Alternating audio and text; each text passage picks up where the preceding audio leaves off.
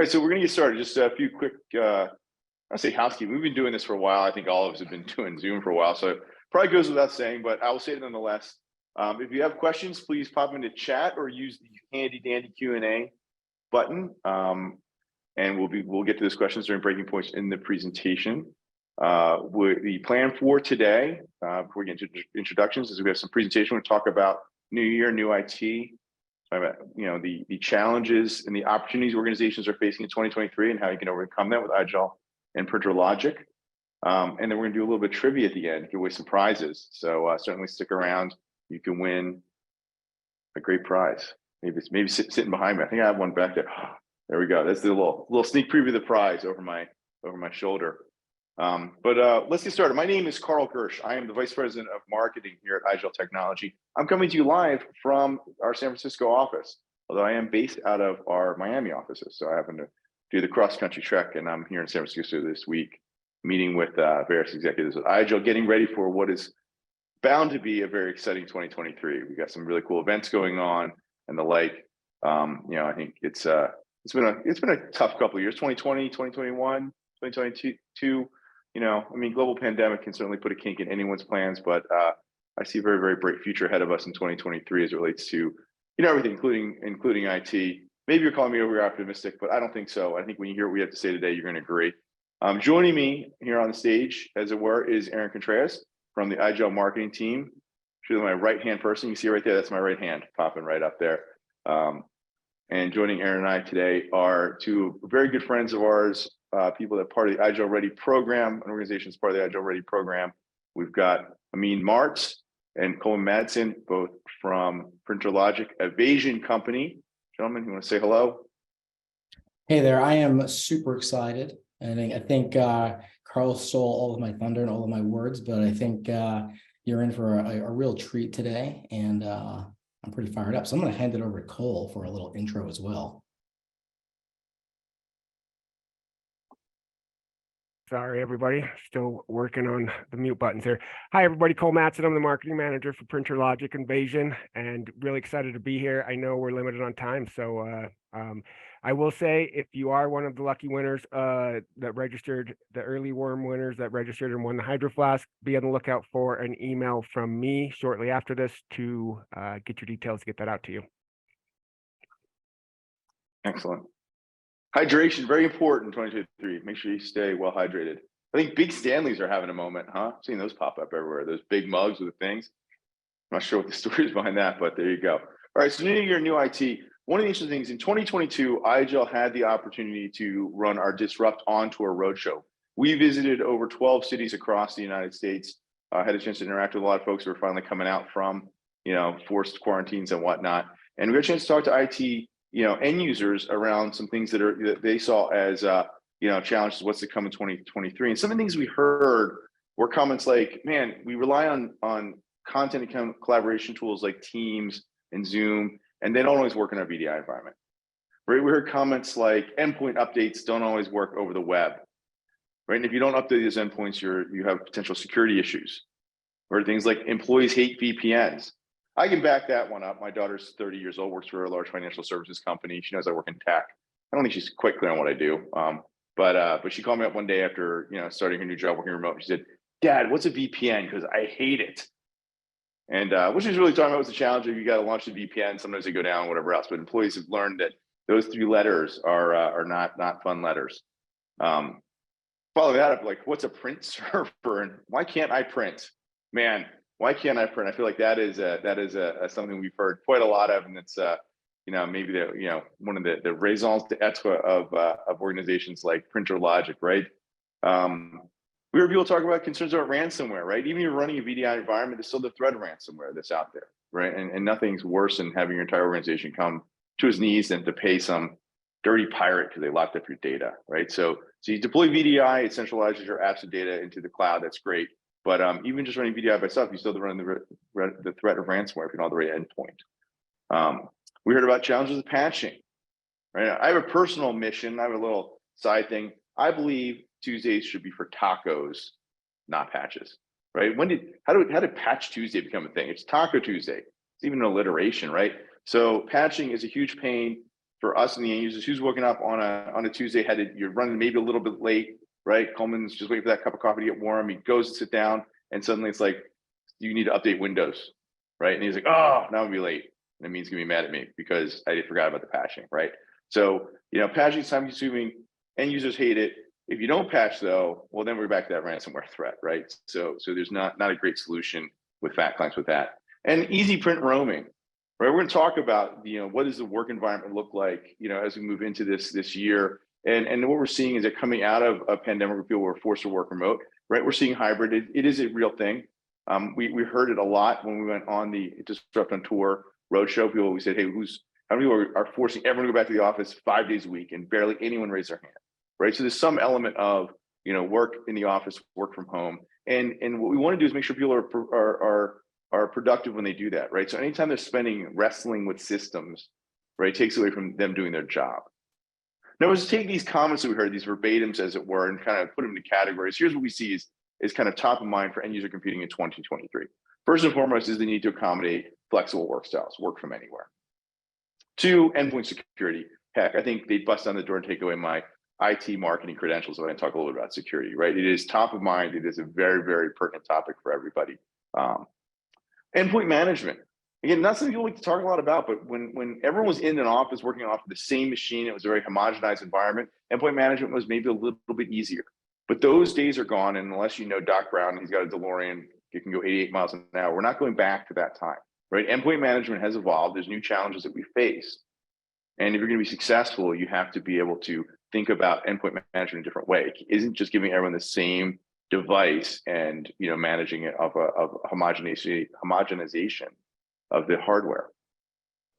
Sustainability is a funny one. And when I give this presentation in Europe, they all go rah rah. In the United States, sustainability, not quite such a hot button topic, but I'll put a twist on it. I think will get everyone's ears to perk up. Because maybe we're not talking about e-waste, although I want to point out e-waste is the largest growing form of waste generated by people today. But I'm talking about sustainability of budget, right? Because I've never met an IT department whose budget wasn't like trying to fit a twin size sheet on a king size bed, right? You just don't have enough to cover everything. So making your dollars go further is really critical, especially in this year. We have heard that 2023, it's gonna be a tight year for a lot of organizations as it relates to budget. The ability to print from anywhere is critical. Again, printing is not going away. Man, if I had a nickel every time someone said it's over, we're not printing anymore. I've been doing this for over 30 years, folks. And I'll tell you that we've been talking about almost my entire career, right? But the reality is sometimes you need to read something, you need to print something out. Someone needs to sign something. Printing is critically important. It's one of the key functions. You create content, you need to deliver the content. Sometimes it's digital, a lot of times it is in print form. And last but not least, maybe it's not often discussed, but user experience is really important, right? When people are all together in an office, you have some benefits, right? You can buy a fancy coffee machine and they feel good about that, right? But when people are working remote, user experience really comes down to how effective and how easy it is to use the systems that we provide them. So user experience becomes, I think, even more important in 2023 than ever before. There's a great Forrester article, I'll be glad to send out to everybody that discusses as well, that digital employee experience is one of the top things IT leaders should be thinking about as we move forward in this new world. Now, someone asked me to sum up, how are you going to be successful in 2023? I'm going to go back to the great Wayne Gretzky, hockey player. Someone once asked him, why is he such a great hockey player? He had this great, concise saying, maybe you've heard it before, I love it. He said, I skate to where the puck is going to be, not where it has been. That was the secret to his success in hockey.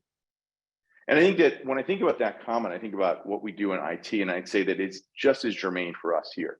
If you want to be successful in IT, you need to go to where things are, move to where IT is going, not where it's been. Take it from a guy who's got a certification in token ring networking. Some of you are gonna have to Google that later on because it's not around anymore. But I got that, the technology changes. It changes very rapidly. And if you're gonna be successful, you're gonna stay abreast of those changes. You're gonna stay ahead of those changes. You're gonna skate to where the puck is gonna be. And just to sort of illustrate that point, let's think about certain technologies, how they've evolved, right? We started out with telephones. They used to be attached to the wall. You want to have a private conversation, you got a really long cord from Radio Shack. Google that one later on too. And that way you can stretch into the hallway or into a closet to have a conversation. Now we have mobile, right? We have mobile devices that we use, right? We had floppy disks. So I was giving this presentation from home. I do have a floppy disk at home that I used to show people. My 30-year-old daughter, I mentioned, saw the floppy disk on my desk. She asked me why I 3D printed the word save icon, right? Now we all go to cloud storage. And it's great. I flew from Florida yesterday, landed in San Francisco, grabbed this presentation out of the cloud. I didn't give it another thought, which is pretty cool, right? I had this presentation wherever I go, whatever device I want to use. Cameras went to digital. As a producer, they're on the phones now. I'll confess to everyone in this thing. It's a small group. I consider you all friends. That when they started putting cameras on phones, I didn't get it at first. And now future me is laughing at past me because I don't have a digital camera anymore. I just have the camera on my iPhone. It's got 14 megapixels or whatever else. It's incredible, right? And most recently, we've seen a shift from cash to digital currency. My daughter doesn't carry cash. She's got Venmo. She uses Zelle, right? And let's face it, cash is a terrible way to carry money, right? A piece of paper that has your wealth in it. If Amin has $100 bill and he lights it on fire, that $100 is gone, right? So cash, digital currency, these technologies all make sense. My favorite one to talk about how things have changed, this comes from my personal background. Back in the mid 80s, there was a cartoon strip called The Far Side. And in roughly 88 is where I want to date this comic. The Gary Larson, who drew The Far Side, looking at the Nintendo, envisioned a future where kids could make money playing video games, right? He envisioned the future of 2005, where you could make $50,000 being a Nintendo expert, right? And we laughed at that in 1988 because it seemed ridiculous. I laugh at it now because in 2019, a 16-year-old made $3 million playing Fortnite. Suddenly, Gary Larson, what passes humor in the late 80s is now reality in the 21st century. And I tell you all this just to illustrate the point that again, if we want to be successful, if you want to be successful, you have to think about where things are going and not get mired on where things have been, right? You have to be a change agent. You have to usher things forward. And that's what IGEL is all about, right? We rethought the operating system. We thought where things are going. Then we talked about hybrid work, just to substantiate some of our perspectives. In addition to things we've heard sort of anecdotally through the tours we've done, the interactions we've had with customers. Gartner did a survey of organizations and found that organizations were shifting from pre-pandemic, where only 30% of the organizations working remotely, to post-pandemic, where at least almost half of organizations had some element of remote work. We saw that, letting people always work remote went from about 10% to 19%, which is about doubling there. And we saw that sometimes went from 20% to about 30%. Right. And I'll back that up again in my personal life. My daughter and my son-in-law both work for different companies. They both work remote 100% of the time. Right. I think, again, if you'd asked me in 2017, how many people do I know that work remote outside of tech, it would have been probably a handful. Now, I can name dozens, right? Hybrid work is growing, it's continuing to grow. This survey is a little bit old. I'm curious to see what they saw, what they're finding now. Gartner will be at our events, our national event for Disrupt.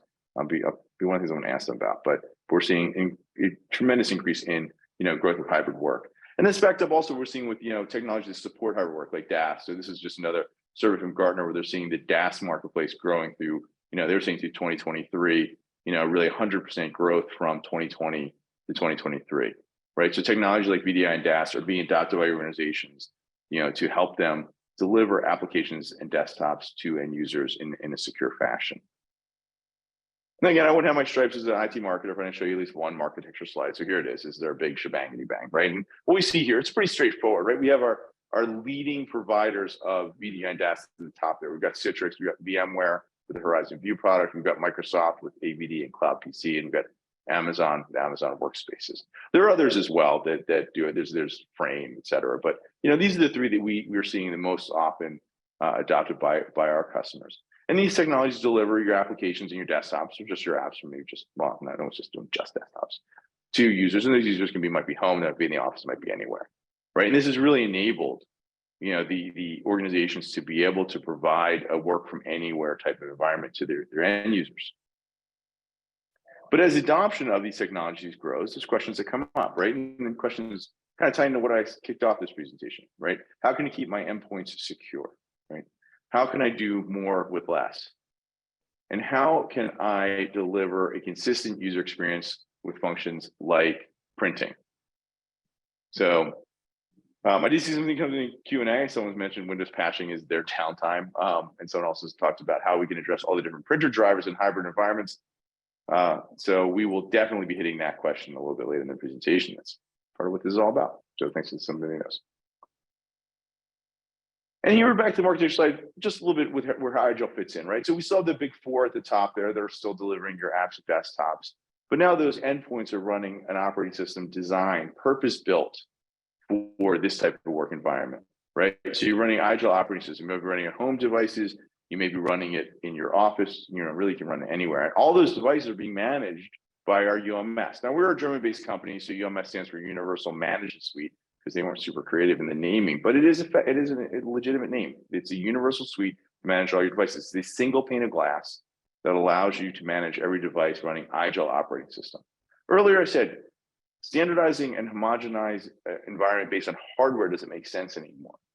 So you want to do it in software. Everyone that runs IGEL operating system, IGEL operating system is designed to be managed at scale. So it doesn't matter if it's a desktop, a laptop, it could be an all-in-one device, it could be a thin client, right? But IGEL operating system on there, you get that management you need at scale. And because it's a thin and light operating system, your patching requirements are way, way, way lower. And I'll discuss that in just a minute or so.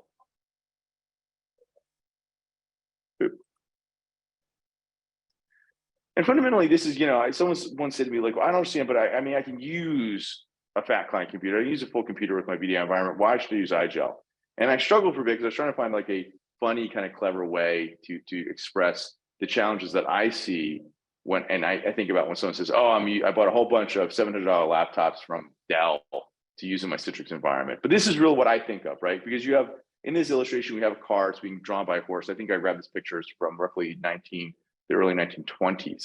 Right, in this case, someone bought a car, it was new technology, and they were apparently using a horse and wagon before, and they decided to try and split the difference. But if we look at this picture, we laugh a little bit because we think, if you think about it for a minute, right, you realize you're not getting the benefits of the horse. That poor horse is now having to tow around, a multi-ton vehicle.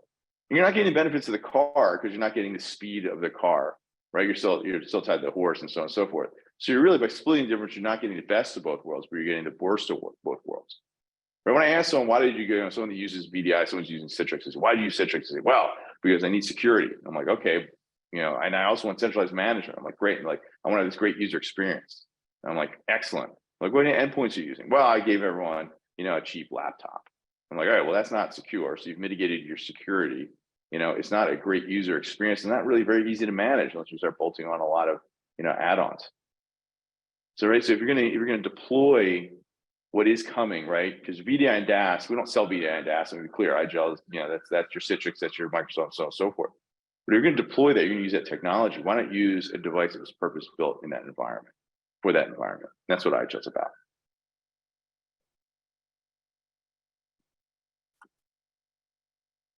So don't do this. So the reason solution, what's IGEL? IGEL is the ultimate endpoint for virtual desktops, right? And for virtual desktops to mean DAS as well. It could even mean, it's a full function operating system. So if you're using something like Okta and delivering apps to a browser, you can use IGEL as well. And when I say the ultimate, right, you might think that's just a lot of like fanciful marketing terms, but the reality is when we say the ultimate endpoint for virtual desktops, what we're really talking about is providing a superior employee experience, right? We're talking about deploying an operating system that's super easy to manage, and fundamentally deploying an operating system that is ultimately very, very secure. And we'd love to talk to you in more detail about the capabilities, but what I want to say is this: when we talk about simple, IGEL, I would say it's like PhD simple, right? Press to your dummy, right? You turn it on and it gets you right into your virtual environment. You don't want your end users to have to navigate Windows twice, right? What you want them to do is be able to turn on the device and then log in, and then they're in the virtual environment. So it's very easy for them. We want to make it simple for you as well. So patching, piece of cake, you push those patches right down through our UMS. The reality is our operating system doesn't need to be patched as often as Windows. So the frequency of patches is much less as well. At the same time, it is not a thin client operating system. People say that, I bristle at that. I say we're a fit client operating system. We give you enough operating system to have a great user experience. We have tons of integrations, right? It is a high fidelity experience. You can offload apps like Zoom and Teams and IGEL. So it is truly just enough operating system that you need and nothing that you don't. We say it's smarter. Different ways you say smarter. One of the top use cases for IGEL is you can install operating system on devices you already own. Right? The 3-year PC refresh cycle should come to an end. It is a huge waste of resources and generates a ton of e-waste. Right? IGEL operating system, you can put on, because it is a thin and light operating system, it does not need all the power that requires a 3 to 5 year refresh cycle. Let's say one of our clients actually installed IGEL OS on a device, and on a laptop, the laptop had a sticker that said Y2K compliant. here's what I'm going to tell you. They didn't put those stickers on after 2000. Now, I'm not advocating you take a 23-year-old laptop and put it in production. I'm going to tell you that IGEL has helped many customers push out their PC refresh by years. And again, with everyone having limited budgets, no one wants to go out there and have to buy additional PCs to replace the 3-year-old PCs they bought when the pandemic started. And IGEL is ultimately secure. This is maybe the easiest slide. It's maybe the most simple slide in my whole deck. IGEL is a read-only operating system. Your end users can't install anything on it, which also means that hackers can't install anything on it. Jog around, click that email, click that attachment. Nothing's going to get installed on that endpoint. If you have users, it's a mixed case. We're going to talk about the UD Pocket, which is our operating system on a USB. When you use the UD Pocket, it bypasses the hard drive altogether. But IGEL is read-only, which makes it ultra secure as an endpoint. And when you combine that with a proper security posture with your VDI, you have a very secure environment that overcomes one of the biggest threats to cybersecurity, which is user error. Okay, well, hopefully with all that said, you're thinking, so that sounds pretty cool, Carl. I'd like to check it out. How can I get IGEL? And it's 3 easy ways, right? First and foremost, you can buy IGEL operating system and install it on devices you already own. Or you can put it on a USB and install it from a USB. 2, you can buy IGEL installed on devices. We have partnerships with leading device manufacturers like HP, Lenovo, LG, and N Computing. And you can purchase those devices with the IGEL operating system pre-installed, good to go, and just plug and play, as it were. And last but not least, maybe one of the more unique ways to deploy IGEL that we see it used in a lot of use cases is what we call the UD Pocket. So that's the IGEL operating system running on a secure USB. You plug the USB in, boot the machine from the USB, and you're in an ultra secure fit client environment powered by IGEL. Unplug it, reboot, you're back to what you had before. Now, as I said earlier, the IGEL UD Pocket bypasses the hard drive altogether. So for mixed use cases, or say you want to let people work from home on their device, we don't know what's on their device, and they certainly don't want to allow you to install MDM on their personal device, UD Pocket provides a great solution for that. You can take advantage of compute power people already have without introducing risk to your organization. And all of IGEL, I say we're a fit client environment because we have over 120 different alliance partners. These are technologies that are baked into our operating system. Right, so the latest Citrix client baked in, latest Microsoft client baked in. Right, you want to do analytics using control, it's built into IGEL OS. You can actually just enable it when you, as an administrator from the install. Right, and most importantly, again, we talked about printing. I'm going to hand off now to the folks over at PrinterLogic, but from a printing standpoint, we've got PrinterLogic technology again baked into our OS. Which means that when customers who want it, need the end user need to be able to print, you have that capability. You don't have to go purchase, purchase separately, but you don't have to go install and integrate it yourself. And that said, Cole, we'll have you guys talk a little bit about some of the capabilities you bring to bear and how you help people address their most pressing printing problems. That's a tongue twister. And then we'll come back, do a little trivia, give away a few prizes, and I'm gonna check the chat and the Q&A for some of the questions that came in during that time. Right on. I'm going to share my screen. I don't think my presentation has that many P's in it, but I'm going to see what I can't do. So quick check. Can we all see my screen? Fantastic. Yeah.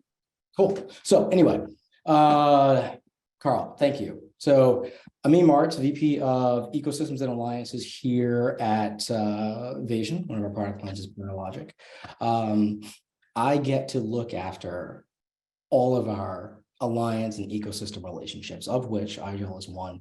And it makes a lot of sense for us. That's one of the reasons why I'm so excited about not only this partnership, but really what we bring to the table together. Because ultimately, when you think about ecosystems and things of that nature, that's really the value add. Because generally speaking, organizationally, we can't go it alone. IGEL can't go it alone. Organizations can't go it alone, regardless of the market vertical, wherever they might reside, either regionally or in manufacturing, what have you. So generally speaking, there are a ton of trends driving us forward, trends that, both from, top down, bottom up, both our CXOs, both our IT administrators, our directors, our line of business folks are making decisions through, be it, distributed enterprise or hybrid workplace, digital transformation, security, sustainability, things of the like. Digital transformations is an interesting one because it's such a great umbrella term that I think in this day and age, it almost doesn't necessarily mean so much until you start really getting into the nuts and bolts of what it is or what the problem is that you're trying to solve, what your pain point is. For us, the connection point is that cross-section there between the hybrid workplace, security, and sustainability. Quite simply is that, we simplify printing in virtual environments, for a good chunk of that. In the same token too, part of that is also, increasing security and reducing waste, but we do that through our Pearl printing and our course management modules that are part of our software. And likewise, it's simplification of print driver management and deployment. I saw a question on that, and I'll touch more on that later, but that's super important as well, because that's a deep level of complexity that we see in the market as well, regardless of vertical. And then, of course, talking about where our end users live. Well, they can live anywhere. They can live inside the organization, outside the organization, but also as part of that component of, regardless of where they live, they need to be able to print and print from a mobile device, in that case, to any network printer, regardless.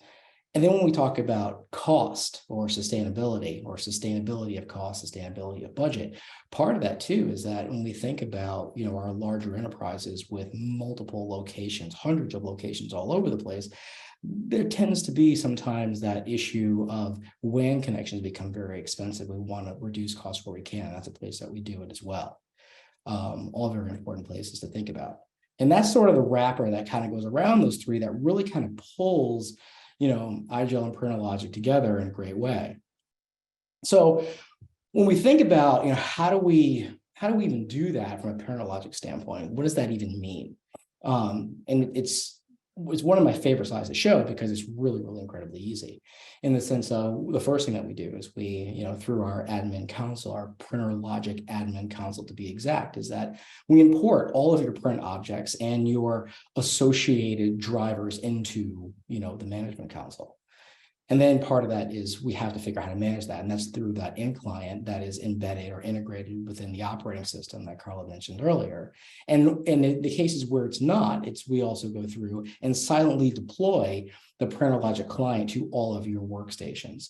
And what's great about that is that it suddenly converts all the existing printers on those workstations that are connected to print servers to manage them through direct IP printers. So it helps us to then start eliminating that process of getting rid of those pesky print servers. The cool thing about this process as well is that the first question that I always get with that is like, what happens to my default printers and paper tray configuration, things of that nature? Well, the good thing is that those remain intact. They have to remain intact because we want to be as light of a footprint and give all the functionality we possibly can without disrupting the workflow of our end users. Because at the end of the day, if we disrupt that, either we just have that disruption because we are installing our fantastic client, our fantastic software, or that disruption takes place because you can't print. That becomes an incredibly expensive issue because now folks are picking up the phone or they're sending in their messages and saying, hey, I can't print, which is something realistically that ultimately we want to avoid. Very important in that respect. So after we get through this whole process of moving printers and all that great stuff, then we get to do the great thing about unplugging your print servers so that everyone can start printing without issues, which is a fantastic piece. So the deal of it is, if there's anything that, is a big takeaway, I'm not a big fan of reading slides, but this one I will. I'll break my own rules, very similar to the English language. I'll create a rule and then I'll break it. And then I'll give you a reason why. It's very much about what we do. And PrinterLogic delivers an integrated, secure, it's very important, we'll talk about that later, printing solution enabling our customers to configure our centrally managed, this is akin to our friends in IT, direct IP printing solution to any device, regardless of where it is, via VDI or desktop as a service environment. And that's really important when we talk about that printing solution on any device, because the world is not homogeneous at all. We live in a heterogeneous environment, either on the front end, with the operating systems that our end users decide to use, be it Windows, Mac, Linux, what have you, or on the back end with respect to all the back end software that our enterprises, be it SMB or enterprise, tend to use in order to run their business. This is all important stuff, and we have to make sure that remains intact. So when I think about the world, I think about really our customer landscape. And because at the end of the day, scope is really the name of the game. And there's two ways to think about it. If you think about them through axes, we can go very broadly. And when I say broadly, I'm talking about the verticals that are important to us. And those verticals are, realistically are, financial services, manufacturing, healthcare, retail, SLED-Fed, public sector. So I probably could say all of them, but I'd rather not. I like to list them out. And then thinking about that vertically as well is that we scale very well from SMB on the very small side to enterprise on the very large side. Now, from enterprise, that runs the gamut from organizations that are centrally located and have one very large organization, or a enterprise that comprises multiple branches. Think about financial services, think about banks and things of that nature if you want a good example of that. But realistically, we scale very well across and we scale very well up. I haven't run into a situation where we've been unable to scale to accommodate the need that has been presented in front of us. And I think that's a really important point. I think it's a really good point to talk about a little bit, because what that talks about is a problem that all of us, regardless of the market segment, that we want to have, and that is rapid growth. And that's being able to accommodate an organization that is expanding the number of physical locations and physical printers. Now, here's the thing, at the end of the day, Carl said something that really kind of, hit me in right between the eyes for a quick second. And I talk about this all the time, is a sense of, for years, we've always had that conversation of prints going away. Well, I haven't seen it go away. If anything, we're printing more than we were previously. Now print goes away. That's okay. But realistically, in the near future, it ain't going anywhere.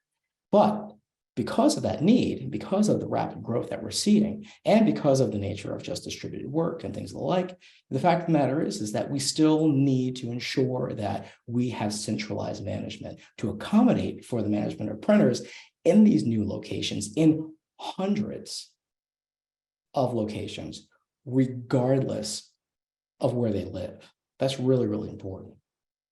And then part of that too is, if we think about that, we continue down this path, it's enabling employees to self-serve, enabling them to say, hey, you know what? I don't work in this location every day. Or maybe I work in a different floor, or maybe I've flown out to San Francisco, and I flew over to New York, and I flew to Florida, and I have all these different offices that I'm going to be in, because while I'm a remote worker, there are still places that I need to be, or I still need to print to those locations. Well, the fantastic part is that I don't need, if I'm an end user, I don't need to call up IT and say, hey, can you install this printer for me, or send a note through ServiceNow or what have you. I just need to be able to pull up a map. And on the same token too, I can also geofence that and be able to have the printers that where I am located be presented to me, so I can still go through and install them, making that process that much easier. But the cool thing about that, and the prevailing point, is that the installation of printers is done without the need for IT, because that goes back to the core point that conversation, that communication, that intervention from our friends in IT is very, very expensive. And we want to position them to be more strategic and to be able to do other things other than help us with printing. We have software that we can do that. So let's let them push up the stack and allow our end users to self-serve. And then, of course, one of the things that I love about this too is that one of the core points is that management headaches, right? Like what we're talking about here are management headaches. Management headaches just sort of through and through, in that sense of, print servers at the end of the day, guess what? They require management. They require patching. They require virus scanning. They require OS updates, regardless of to a certain degree of where they live. And on average, when we think about the containment of costs and the sustainability of our budgets, on average, printers cost you about what, $2,000 to $5,000 yearly. And that's not a lot, I guess, in a sense, for 1 or 2 or 5 printers. But if we think about that and we scale that out to our large enterprises, and we're talking about, easy 20, 30, 50, 60 printers, more 100 printers all over the place, that cost becomes material. And I don't know about you, but I know that my budget's pretty tight, especially in this weird market that we're in right now. And I know that that money can be spent in other parts of the organization. And I'm a steward of my organization like you guys are too. So we always want to be thinking about how do we contain costs and how do we spend our monies appropriately in our budgets. And then when I think about verticals in particular, one of the verticals that is near and dear to my heart to a certain degree, especially from a security standpoint, as an example, are my financial institutions that have deep regulatory responsibilities. And when I'm talking about that, I'm talking about audit trails in particular. I mean, we can talk about Sarbanes-Oxley and all that stuff, which I don't want to get too far over my skis because I'm not the compliance guy. But at minimum, we do want to say something about saying, hey, audit trail, I got to know who, I got to know what they printed, I got to know where, and I got to know why for each printer in that case. And that's something that's really hard to do if you're looking at print service and you're looking at them individually. From a centralized console that we provide and from our software, we can do that for you. We're able to do that for you. And overall, at the end of the day, what we're talking about here, if you're thinking about features and checking those bad boys off, is talking about things like secure pull printing, talking about user level audit records, administrative level audit records, being able to have role-based access control. These are all the things that are incredibly important. And I know that I started the conversation out with financial services, but realistically, it's all incredibly deep and applicable across the verticals that I mentioned earlier, being manufacturing, be it financial services, retail, SLED-fed, public sector, so on and so forth. So that's where we reside there with our customer landscape. But there's more to that story, and I skipped ahead inappropriately. And there's more to that story. And this slides look kind of familiar. I may have stolen it a little bit from IGEL, but it's okay because we're all friends here. The fact of the matter is that our partner landscape is purposely deep. It has to be purposely deep because what it demonstrates is it's not so much important about the individual categories here. That's not the important thing.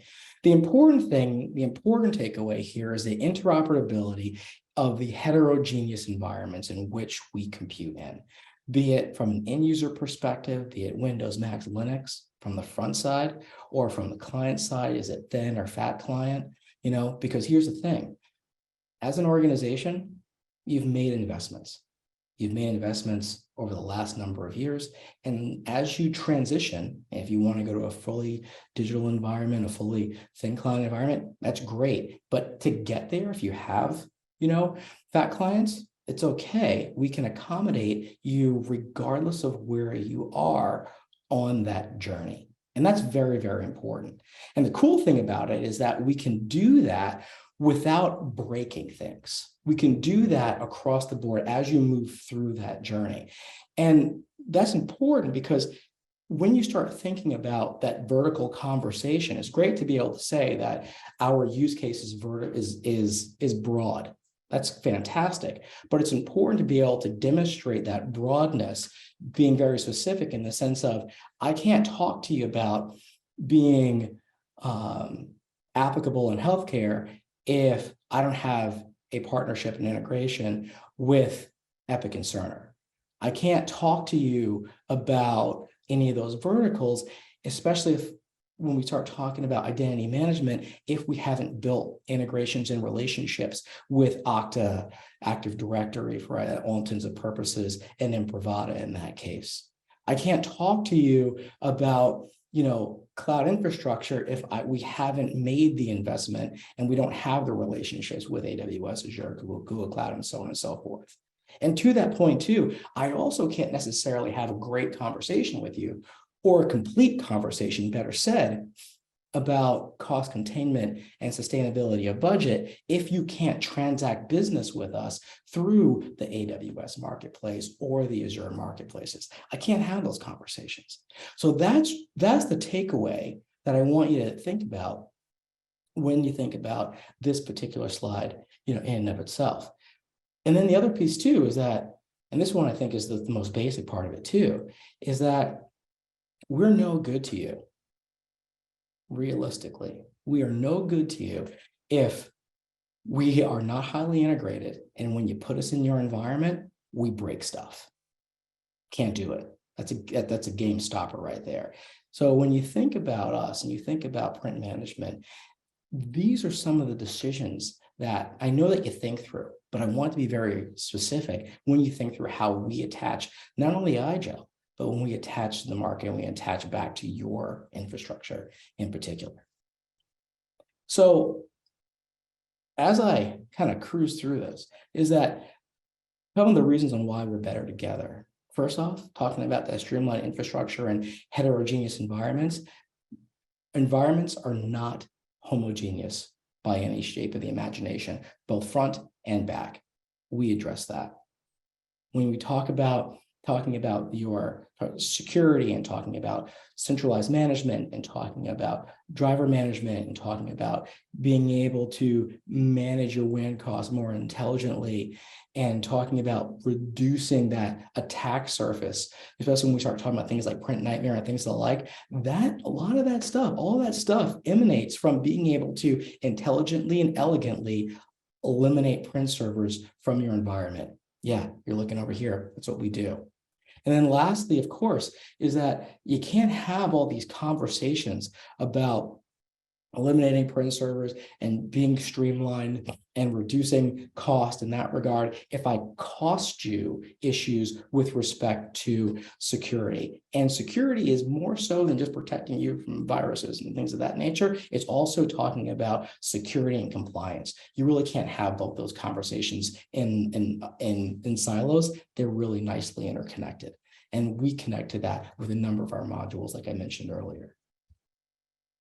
So lastly, as I kind of round out my time here, how do you learn more? Where do you go? Where should you go? You should absolutely go over to printalogic.com and hit the schedule a demo button, because that is really going to help you see the power of eliminating servers and also go back and see quite plainly how our management console works, how the inclines work, and the depth of the tree in which you can manage your entire enterprise, especially if it has multiple locations, regardless of where folks reside.